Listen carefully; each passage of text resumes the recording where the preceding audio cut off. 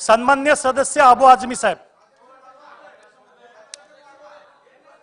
अध्यक्ष महोदय, इसी विधानसभा के अंदर जब ये 16% मराठा भाइयों का और मुस्लिम का 5% जब यहाँ पर पास हुआ था अध्यक्ष महोदय, उसके बाद कुछ लोग कोर्ट में गए कि मुसलमानों को रिजर्वेशन नहीं मिल सकता, ये जो है इनवैलिड है, ये कानून में बैठता नहीं। अध्यक्ष महोदय, उस पर बहस हुई।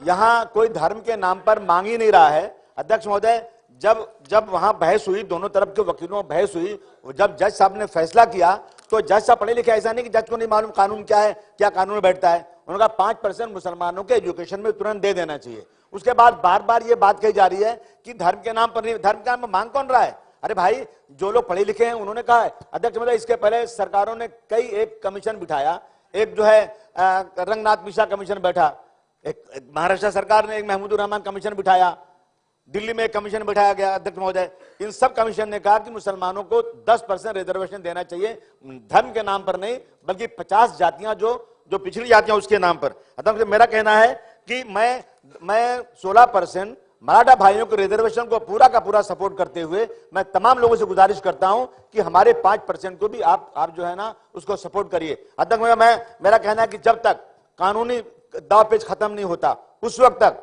सरकार 3 लोगों की कमेटी बना दे और मुसलमानों के जो सच्चर कमेटी, जितनी कमेटियां बनी, रंगनाथ मिश्रा, महमूद रहमान कमेटी, उन्होंने जो रिकमेंडेशन किया है उस पर बात करके और एक हल निकाले उसको। जब तक ये रिजर्वेशन पास नहीं होता उस वक्त उनको पिछले दरवाजे से जो मदद मिले वो कर देना चाहिए। अध्यक्ष महोदय, ये हमारी मांग है। अध्यक्ष महोदय, यहाँ ये है 1947 में जब ये देश, उसके पहले जब लड़ाई हो रही थी अंग्रेजों से सर, तो हिंदू और मुसलमान दोनों कंधे से कंधा मिलाकर लड़ाई लड़ रहे थे। लेकिन हमें अफसोस है उस वक्त हिंदू और मुस्लिम भाई भाई की तरह थे, लेकिन अंग्रेजों ने एक साजिश के तहत इस देश को 2 टुकड़े कर दिया और हम हिंदू मुसलमानों को अलग कर दिया। अध्यक्ष महोदय, ये एक दिन वो था जब दुनिया भर में सम्मान हमारा था, गीता के श्लोक हमारे और कुरान हमारा था, दूध की नदियां बहती थी वो हिंदुस्तान हमारा था, वो नफरत की दीवार गिरा दो ये आवाज हमारी है, देश के गद्दारों से कह दो धरती जान से प्यारी है। अध्यक्ष महोदय, जब 1947 में हिंदुस्तान पाकिस्तान का बंटवारा हुआ तो मुसलमान अपने सामान को पोटलियां बना बनाकर अपने सरों पर रखकर पाकिस्तान की तरफ रवा दवा था। लेकिन उस वक्त अध्यक्ष महोदय, दिल्ली की जामे मस्जिद के मीनारों से खड़े होकर के मौलाना अबुल कलाम आजाद साहब ने, गांधी जी ने, जवाहरलाल नेहरू ने, वल्लभ भाई पटेल साहब ने, सब ने कहा कि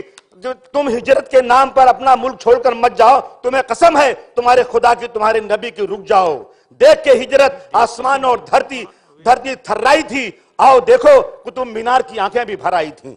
दिल में खौफ कहां से आया, क्या तुम्हें शहादत याद नहीं है? आओ हमारे साथ रहो, हम तुम्हें हक देंगे, कोई इमदाद नहीं। आज हमें हक कहां मिल रहा है अध्यक्ष महोदय?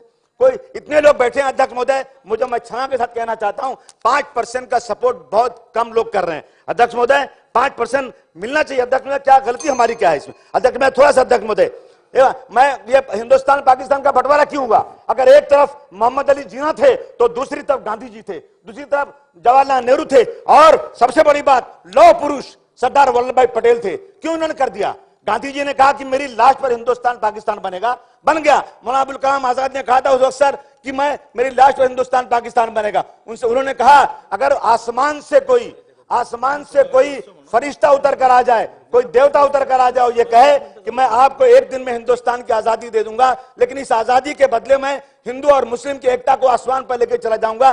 सर आप सुनिए, उस वक्त मौलाना ने कहा कि मुझे हिंदुस्तान की आजादी थोड़े दिन के बाद ले लेंगे, लेकिन हम हिंदू, अगर आजादी देर में मिलेगी तो देश का नुकसान होगा, लेकिन हिंदू मुस्लिम की एकता चली जाएगी तो इंसानियत का नुकसान होगा। ये हमारा किरदार रहा है सर इस देश के अंदर। लेकिन आज क्या हो रहा है देश में? आज देश में सिर्फ हिंदू और मुस्लिम के नाम पर देश को बांटा जा रहा है। और तय करें हम लोग, इंसानियत को अपने पास हमें रखना है, इंसानियत को खत्म नहीं करना है। अध्यक्ष महोदय, मैं बताऊं आपको अध्यक्ष महोदय, जहां सियासत, जहां राजनीति, सियासत मजहबी मसलों को, धार्मिक मसलों को देश को शांत करे वो देश महान होता है।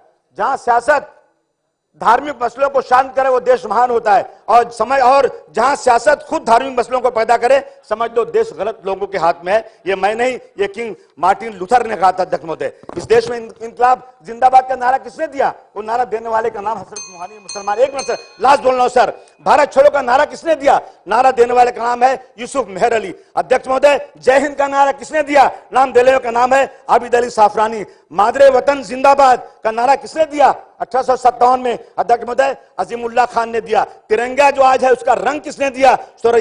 सुरैया तैयब ने दिया। सरफरोशी की तमन्ना अब हमारे दिल में है, देखना है जोश कितना बाजुए कातिल में है। 1991 में, नहीं 1921 में बिस्मिल अजीम आबादी में ने दिया। क्यों हमें गद्दार कहते हो? हमने कौन सी गलती किया? हमने पाकिस्तान मुर्दाबाद कहा है। आज क्या हो रहा है सर? जब खेत कहीं कोई एजिटेशन होता है तो एक आदमी आता है अंदर, समाजवादी पार्टी की मीटिंग हो रही है, पाकिस्तान जिंदाबाद बोल के भाग जाता है। मीडिया में चारों तरफ कि समाजवादी पार्टी पाकिस्तान जिंदाबाद बोलती है।